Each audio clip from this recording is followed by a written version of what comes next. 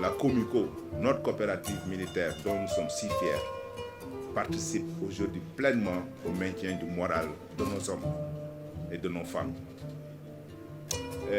Mon deuxième mot de remerciement va à l'endroit du PCA de la Comico, le colonel Mamadou Sall ici présent. Je vois en lui un officier très passionné par ce qu'il fait.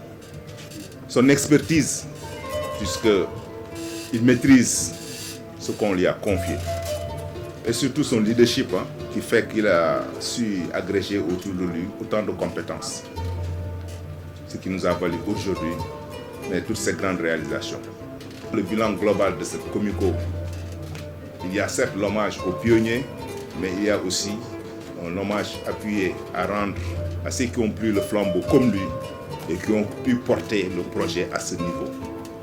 Tout à l'heure, en discutant, en me disant qu'on est à plus de 12 000 adhérents, plus de 5 000 logements, je pense que nous sommes la première coopérative dans ce pays. Et ça, c'est le résultat du sérieux qui a été mis dans la conduite et l'organisation de cette structure. Donc je le félicite pour son leadership, je l'encourage et je sais que la Comico continuera d'aller de l'avant, surtout avec l'ambitieux projet que nous avons maintenant pour aller vers les régions.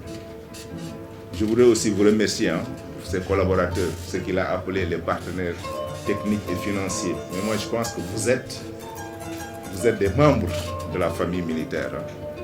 Par la durée déjà, pour certains de votre séjour à nos côtés, par votre engagement aussi, en comprenant que vous travaillez aussi à installer ce militaire dont je parlais dans de meilleures conditions, d'améliorer les conditions de vie de la famille militaire et d'installer le combattant dans un esprit apaisé, loin des soucis de logement pour être plus concentré sur son travail sur le terrain.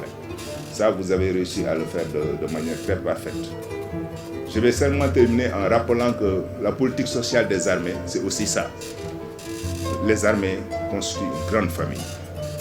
Et les efforts du commandement sont concentrés et orientés vers la recherche de solutions pour alléger les conditions d'accès au logement. Nous avons le bon cadre, nous avons le bon leadership qu'il faut. Maintenant, il faut qu'on continue dans la politique des moyens pour rendre les moyens plus accessibles, les terrains plus accessibles et permettre au maximum de militaires d'avoir un toit et donner vraiment corps concrètement à la devise de notre coopérative, un soldat, un toit.